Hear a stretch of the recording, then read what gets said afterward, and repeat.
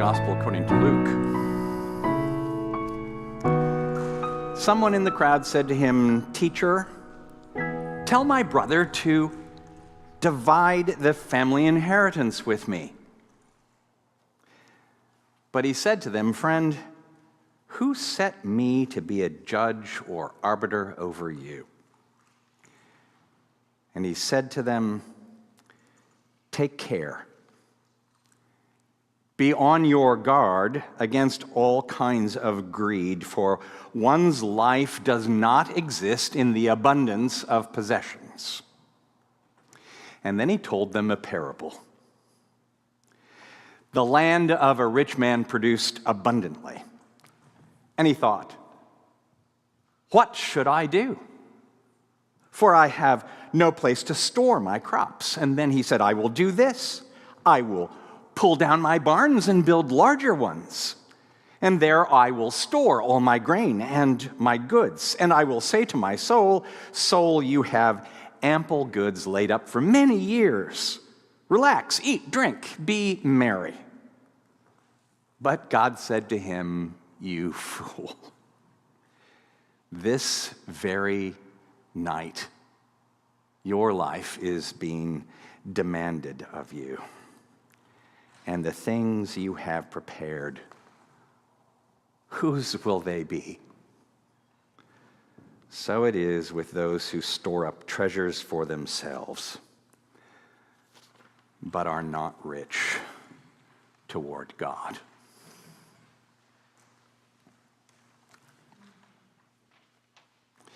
Okay, so let's talk. You know, this story is supposed to be funny, ridiculous, but it's certainly not out of date, is it? I mean, I don't know whether everybody noticed or remembered, but Jeff Bezos built a 470-foot yacht in the Netherlands that they couldn't get out of where they built it to sea. It was so big. And the first suggestion for dealing with that problem was to deconstruct the bridge that was in the way, which went through all sorts of negotiations and controversy and, Dutch people saying, "No, no." And finally, they took down the masts and pushed it in a tug out to sea. In Palm Beach these days, one of the big real estate problems is that mansions built by and for billionaires, that's billion with a B, billionaires, are being purchased, demolished, and the property consolidated so as to build palaces for billionaires. Bigger palaces with, instead of 120 feet ocean frontage, 240, 300, on and on and on. All the while, Donald Trump is gilding the interior of the neoclassical White House so that it looks like a Rococo bordello.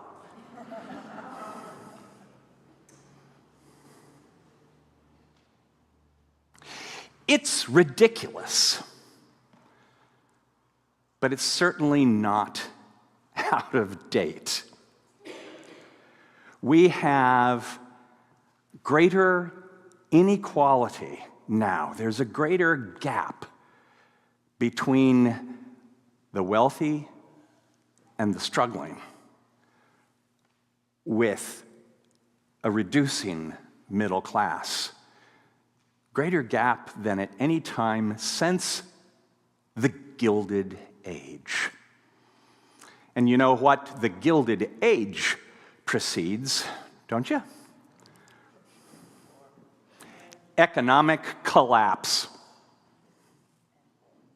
and war. Yeah. There's nothing wrong with people doing well, and it is not evil to be rich. I may have told you this story. I'll repeat it quickly. When I was serving in Zambia, I had a moment with my friend Silishebo. We were working together in Western Province among some very poor, very remote people. Silishebo being someone who was an orphan, raised in a mission school, educated and on his way to becoming one of the great men and leaders of modern Zambia. But at this time, we were both kids. And I had one of those middle-class American white liberal moments when I looked out at the scene before us and the people we were with and recognized that with those who didn't have shoes, not only did I had shoes, I had several pairs of good shoes. Not only did I have good clothes, I had several changes of good clothes. I never worried about whether I would have access to medical care. I never worried about my educational opportunities. I never worried about where I would eat next. I just knew there would be something. And I felt bad about it. I felt that certain kind of what we'll call white liberal guilt. And sharing this with my friend, the orphan raised in the mission school, he chuckled ever so gently and he said, "David, how do you suppose it would suit me for you to be poor?"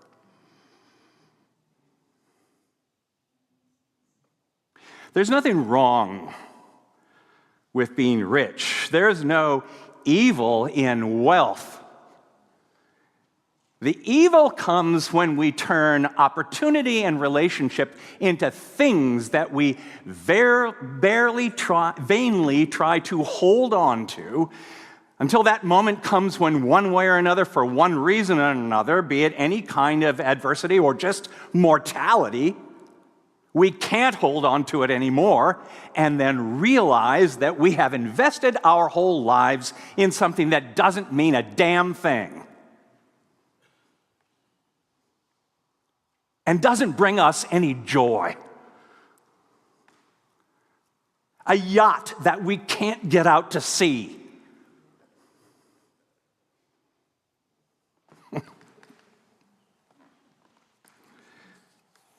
The gospel lesson for today is supposed to be funny, but it's certainly not out of date. And it speaks to us in our time. Where do you invest yourself? Where is your treasure? Is it in stuff that you would vainly try to hold on to? Or is it in the wonderful opportunities that come to you by your blessings, by your abundance? And really, whether we are comfortable with this identification or not, most of us enjoy tremendous abundance. Where's your pride? Where's your joy in that? Sharing it? Problems that you can solve, opportunities that you can extend, then you have invested yourself in things that last, in things that will bring you joy come what may. But there are only so many houses, only so many boats, only so many accolades, only so many things that you can hold on to. And sooner or later, you're going to have to let go of them one way or the other. What will they have done for you? I just came from a memorial service for my brother. who did quite well in this life. But what everyone had to talk about, the memory of him that we enjoyed, was the joy of his life, which was not about how much he had as how much he shared. The good things he did for us and other people, very quietly, that brought him great satisfaction and joy. One of the annoying tasks that I had to do for my older brother every Christmas was I had to identify the charity where he would make up the gap for them. And I always thought, well, why don't you do that yourself? Right? Because he didn't have all the same connections that I had. So he relied on me and some other friends to show him where he would invest. That's what we talked about, because that's what he enjoyed, because that's what his life meant and what it still means. And all the other stuff, well, it's not doing him any good anymore. We hear in Isaiah of a God who is struggling with how folks have gone off after lesser gods and lesser things when she has called them into a life of love, made herself known in compassion and kindness. And we see her struggling. Through the voice of the prophet, we hear her struggling between anger at these people who have abandoned the life that I give them and to which I invite them, and her unfailing love for them, that she will not give over into wrath.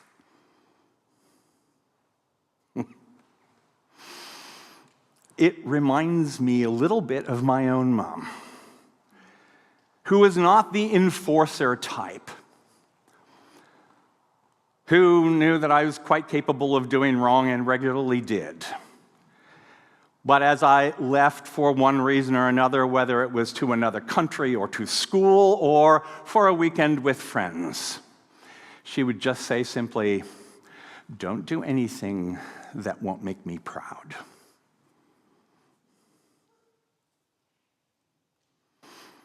When people wonder at my ability to exercise passive-aggressive influence,